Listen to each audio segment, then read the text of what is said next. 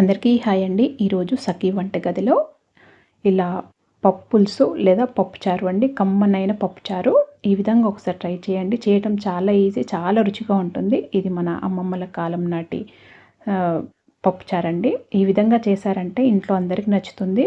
ఈ చారుతోటి అన్నం మొత్తం తినేసేయచ్చు, అంత రుచిగా ఉంటుంది. ఇక్కడ నేను ఒక కుక్కర్ తీసుకొని 1 కప్పు కందిపప్పు తీసుకున్నాను. మీరు ఎంతైనా తీసుకోవచ్చండి. నేనైతే ఇంత తీసుకున్నాను.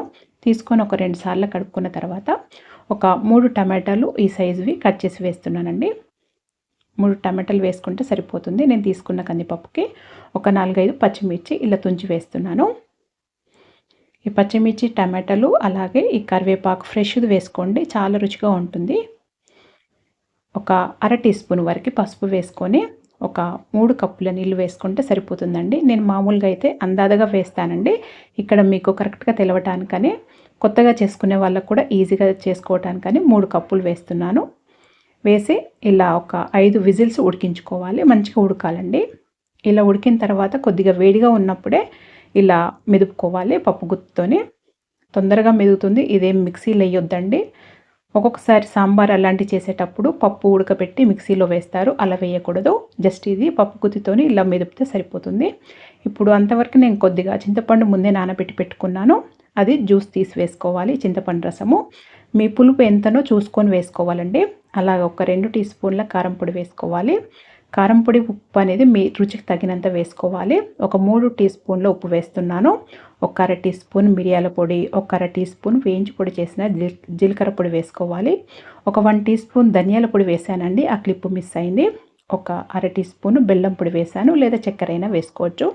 ఇది వేయడం వల్ల, చక్కెర లేదా బెల్లం వేయడం వల్ల రుచి చాలా బాగుంటుంది పప్పుచారుది. ఖచ్చితంగా వేసుకోండి, ఎక్కువ కాకుండా కొద్దిగా వేసుకోండి.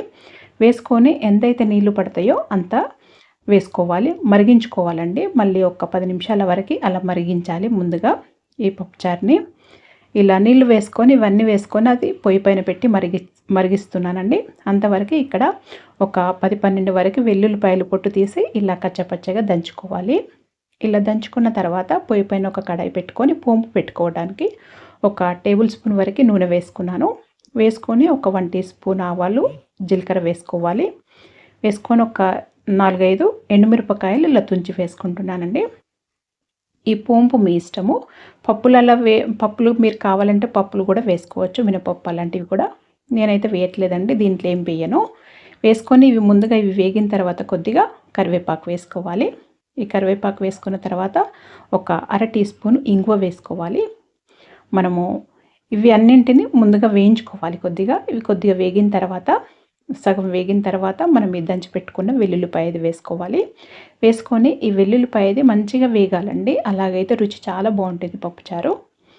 ఇక్కడ నేను ఇంకొక పొయ్యి పైన పప్పుచారు మరుగుతుందండి. ఇక్కడనేమో నేను పోపు పెడుతున్నాను. తర్వాత ఈ పప్పుచారు చక్కగా మరిగించి చూడండి. ఇలా ఒక 10-15 నిమిషాలు మరిగితే సరిపోతుంది. ఎక్కువగా అవసరం కూడా లేదు. ఇలా ఈ పోంపు దీంట్లోది విడివేడి పెట్టేసుకోవాలి. ఈ పోంపు దీంట్లో కలిపేసుకున్న తర్వాత, ఈ పోంపు కలిపిన తర్వాత కొద్దిగా అంత కొత్తిమీర ఇలా చిన్న కట్ చేసి వేసుకోవాలి. లాస్ట్లో వేసుకోవాలండి ఇది. వేసుకొని ఒక 2 నిమిషాల పాటు మరిగించుకొని దించేసేయటమేనండి. ఎక్కువ ఈ పోంపు వేసిన తర్వాత ఎక్కువసేపు మరగనవసరం లేదు. ఒక్క 2 నిమిషాలు మరిగితే సరిపోతుంది. ఇలా వేడి పప్పుచారు ఇలా దించుకొని సర్వ్ చేసేసుకుంటే చాలా రుచిగా ఉంటుందండి. ఇది వేడి అన్నంలో ఈ చారుతోనే అన్నం మొత్తం తినేసేయచ్చు, అంత రుచిగా ఉంటుంది. ఇది ఒక్కసారి ట్రై చేసి చూడండి. చేయడం కూడా చాలా ఈజీ కదా, ఇంట్లో అందరికీ నచ్చుతుంది. మరి మీరు కూడా ఒకసారి ఈ విధంగా ట్రై చేసి మీకు ఎలా వచ్చిందో నాకు తెలియచేయండి. మీకు కనుక ఈ వీడియో నచ్చినట్టయితే లైక్ చేయండి, షేర్ చేయండి, సబ్స్క్రైబ్ చేసుకోండి. Thank you for watching.